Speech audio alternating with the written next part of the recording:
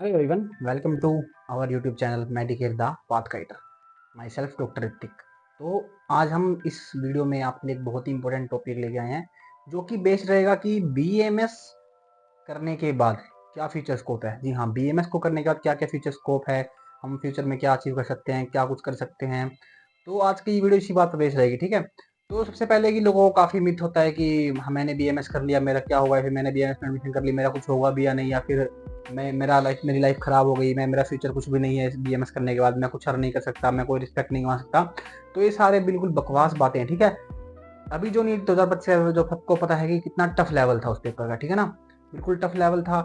उस वजह से काफ़ी बच्चों के मार्क्स जो है वो कम रहे हैं। काफ़ी बच्चों के पास क्वारी है कि सर मुझे बीएमएस तो नहीं मिलेगा, तो क्या मैं मुझे एमबीबीएस तो नहीं मिलेगा, क्या मैं बीएमएस के लिए जाऊँ। मैंने बोला बिल्कुल जाइए। फिर उन्होंने कहा अगर मैं बीएमएस के लिए जाता हूँ तो सर क्या कोई फ्यूचर स्कोप है मेरे पास। तो उन्हीं क्वेश्चंस, जो बच्चों के उन्हीं क्वेश्चंस पे डाउट हैं, उन डाउट्स को क्लियर करने के लिए ही आज ये वीडियो मैं आप सभी के बीच लेके आया हूँ कि बीएमएस करने के बाद क्या क्या फ्यूचर स्कोप्स आएंगे, ठीक है। तो सबसे पहले बात करते हैं कि जो बीएमएस है उसमें सबको पता है कि नीट के थ्रू ही एडमिशन होता है, ठीक है।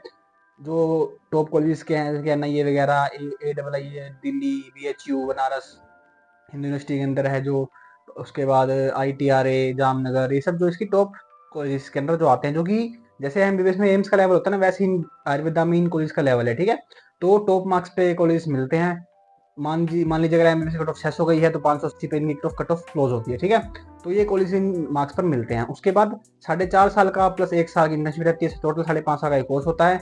अब आपने पूरा ये कोर्स कर लिया, ठीक है। तो आपके पास क्या क्या स्कोप है। सबसे पहले अगर आपने इसको ये बीएमएस जो है पूरी डिग्री क्लियर कर ली है, अपनी इंटर्नशिप का जो एक साल का जो पीरियड था सर्व कर लिया है, उसके बाद आपने क्या करना होता है, ठीक है ना, उसकी बात करेंगे। देखिए सबसे पहले अपना उसमें 2 ऑप्शन होते हैं। एक तो आपकी कोई प्राइवेट प्रैक्टिस ज्वाइन कर सकते हैं किसी भी प्राइवेट हॉस्पिटल के अंदर, या फिर अपना क्लिनिक डाल सकते हैं।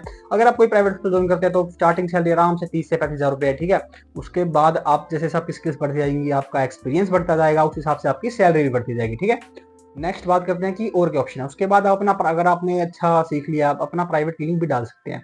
प्राइवेट क्लिनिक में तो कोई मतलब सोच ही नहीं सकते हम कि कितनी कमा सकते हैं कितनी, क्योंकि वो डिपेंड करता है आपका क्लिनिक चल कैसा रहा है, आपके अंदर स्किल्स कितनी है।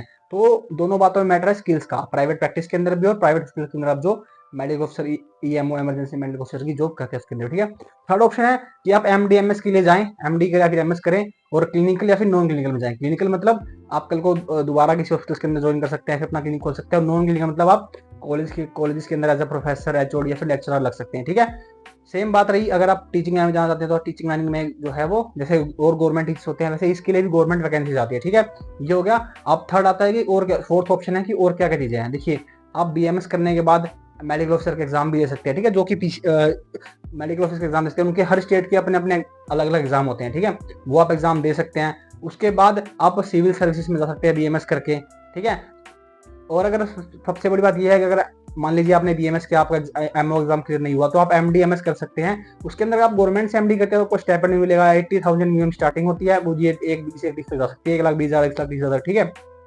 और आप एमडी करते करते भी आप दोबारा बीएमएस के थ्रू जो एमओ एग्जाम होता है वो दे सकते हैं, आप उसके लिए भी एलिजिबल होते हैं, ठीक है, वो भी कर सकते हैं।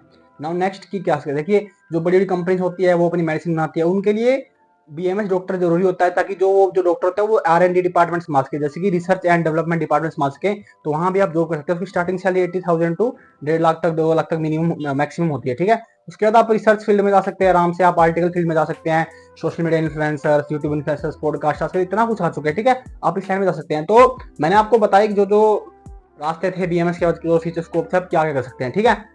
और जो लोग कहते हैं ना कि बीएमएस से कुछ नहीं होता, भाई बहुत कुछ होता है। मैंने तो लोगों को BMW ऑडी भी खड़ी देखी है बीएमएस करने का, ठीक है। तो आप ये चीज भूल जाओ कि बीएमएस करके कुछ नहीं होता, काफी कुछ होता है। बात सारी डिपेंड करती है आपके पास ना स्किल कितना है, ठीक है। तो घबराना बिल्कुल नहीं है, आपने एग्जाम दिया है, रिजल्ट का वेट कीजिए, ठीक है। एडमिशन का ट्राई कीजिए। अगर आपको कोई भी प्रॉब्लम आती है एडमिशन रिलेटेड 2025 की काउंसलिंग में, तो आप मेरे से कॉन्टैक्ट कर सकते हैं। आपको सिंपल मेरा नंबर दिख जाएगा, मैं और मेरी टीम आपकी पूरी हेल्प करेंगे, आपको कोई दिक्कत नहीं आएगी, ठीक है। तो मिलते हैं फिर से एक नई वीडियो के साथ। अगर वीडियो आपको अच्छी लगी हो तो प्लीज वीडियो को लाइक एंड शेयर करें, और मैं और वीडियो मोटिवेटिंग वीडियोस लेके आता रहूंगा आपके लिए, जो आपके लिए बहुत जरूरी रहेंगी, ठीक है। प्लीज वीडियो को लाइक एंड शेयर करें और चैनल को सब्सक्राइब करें। Thank you so much.